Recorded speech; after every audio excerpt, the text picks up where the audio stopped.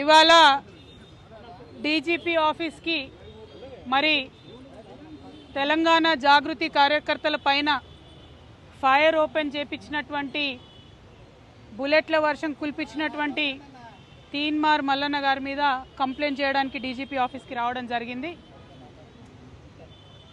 దురదృష్టం ఏంటంటే డీజీపీ గారు మరి వాళ్ళ ఆదివారం కాబట్టి తను రాలేనని చెప్పడం, రాష్ట్రంలో ఒక మహిళా ఎమ్మెల్సీ పైన ఇంకొక బాధ్యత గల పదవిలో కలిగినటువంటి తీన్మార్ మల్లన్న లాంటి ఎమ్మెల్సీ గారు కమెంట్ చేస్తే కూడా, ఇష్టం వచ్చినట్టు మాట్లాడితే కూడా పోలీస్ యంత్రాంగం స్పందించకపోవడం దారుణం.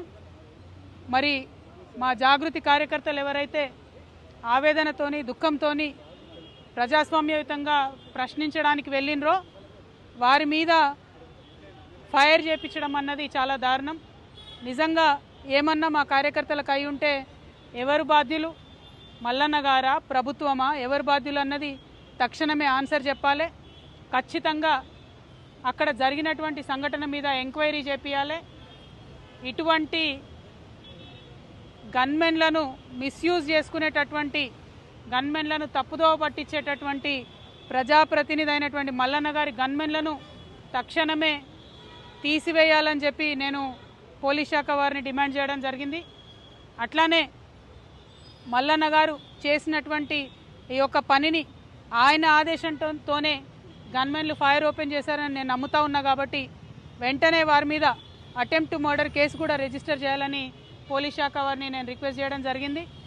మరి ఇవాళ ఇంత పెద్ద సంఘటన రాష్ట్రంలో జరిగితే కూడా డీజీపీ గారు సెలవు దినంగా ఉండి ఇంట్లో ఉండి రాలేదంటే ఖచ్చితంగా దీని వెనుక ముఖ్యమంత్రి గారు ఉన్నారని మేము నమ్మాల్సి వస్తుంది.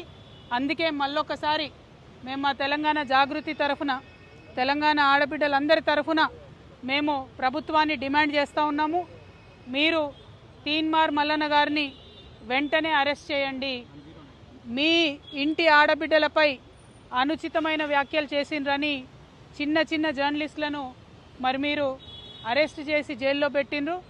మరి ఇంత పెద్ద మాట ఒక తెలంగాణ ఆడబిడ్డనేటువంటి నన్ను అంటే మీరు చూస్తూ ఊరుకుంటే ఈ మాటలన్నీ కూడా మీరే అనిపించిరని తెలంగాణ ఆడబిడ్డలు అనుకునే పరిస్థితి తెచ్చుకోవద్దని ముఖ్యమంత్రి గారిని నేను డిమాండ్ చేస్తూ ఉన్నాను.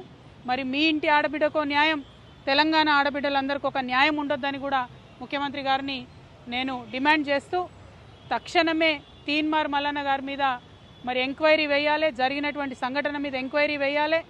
ఎవరు షూట్ చేయమన్నారు, ఎందుకు గన్మెన్ షూట్ చేశారు? ఎందుకంటే తెలంగాణ ఉద్యమంలో మేము వేలాది నిరసనలు చేసినాం. ఎక్కడా కూడా ఎవరు కూడా కంట్రోల్ తప్పలే. ఆనాడు కాంగ్రెస్ మీదనే మేము ఉద్యమం చేసినాం. కానీ ఏ ఒక్క కాంగ్రెస్ నాయకుడు కూడా గన్మెన్లతోని మరి షూటింగ్ చేపియలేదు, తెలంగాణ ఉద్యమకారుల మీద ఫైరింగ్ చేపియలేదు. మరి ఇవాళ ఇంత స్థిమితం లేనటువంటి ఒక ఎమ్మెల్సీ, ఆయన గన్మెన్లు ఉండడం అవసరమా? ప్రభుత్వం ఆలోచన చేయాలని చెప్పి నేను డిమాండ్ చేస్తూ ఉన్నాను. మరి ఈ సందర్భంగా యూపీఎఫ్ కన్వీనర్ బొల్ల శివశంకర్ గారిని కూడా మాట్లాడవలసిందిగా కోరుతా ఉన్నాను.